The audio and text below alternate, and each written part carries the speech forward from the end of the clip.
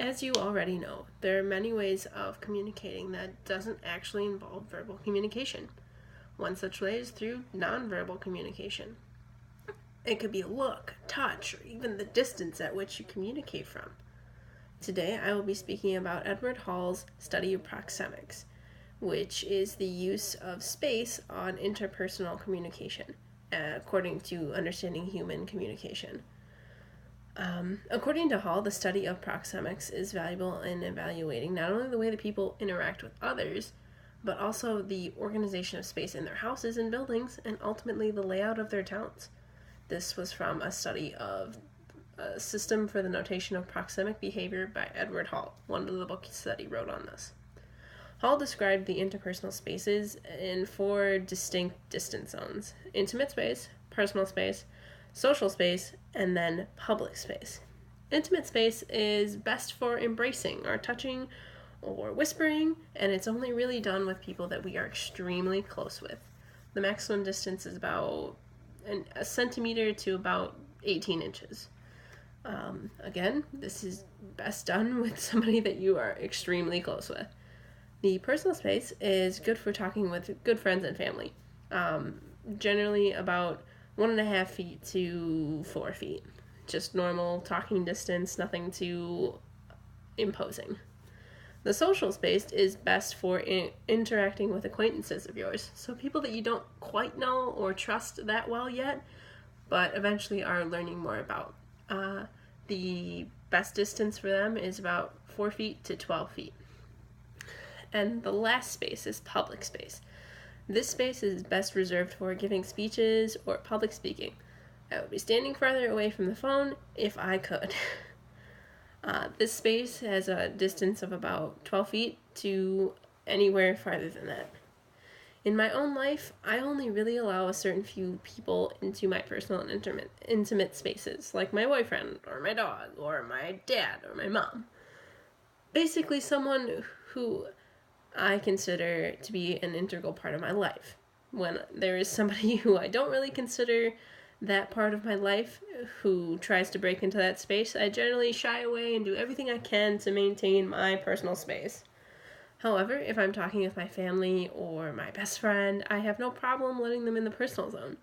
I might have reservations about letting them in the intimate zone, though. This space, the personal zone, is best used for people you're most familiar with, and you can just simply talk to or have a nice conversation without feeling uneasy about how close they are to you. However, it can be hardest to keep the personal space to yourself, especially in like a crowded elevator or a subway where everybody seems to be jammed in there like sardines in a can. In this situation, however, most people cling to their personal space by avoiding eye contact. With strangers, I can't tell you how many times I've made the mistake of accidentally catching the eye of a stranger on an elevator. And I consider myself to be a polite and respectful person, but most people, when you catch their eye, are downright rude. They just tend to look away or not say anything, which is just a better way of preserving their personal and intimate spaces.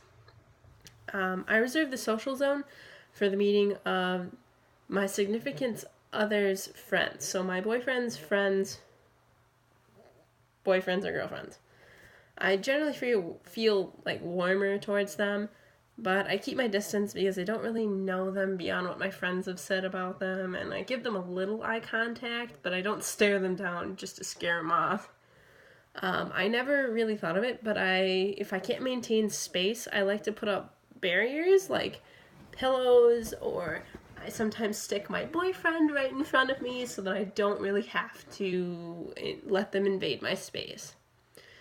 I don't have many experiences in the public space, however, but I have given many speeches in front of an audience, and that, I guess, is probably the best distance to do it from, where you're standing up on the stage and the audience is down below you, a good 12 to more feet away. I'm currently getting a nursing degree, which will turn into a physician's assistant degree eventually, and Hall's 4 zones are going to be incredibly important for me. And as unfortunate as it is, I will have to get in someone's personal space to take their blood pressure, heart rate, or temperature even. And I have to be able to do this in a way that makes them feel comfortable with me.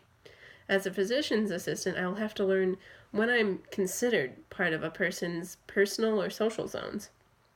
Being that I will have to examine them, I may even get close to intimate zones sometimes. All these interactions that I have with patients, however, will have to be in the patient's zone of security. I will have to make sure that I'm aware of their comfortability and their body language to ensure that I am working within their comfort levels before I go invading their personal space.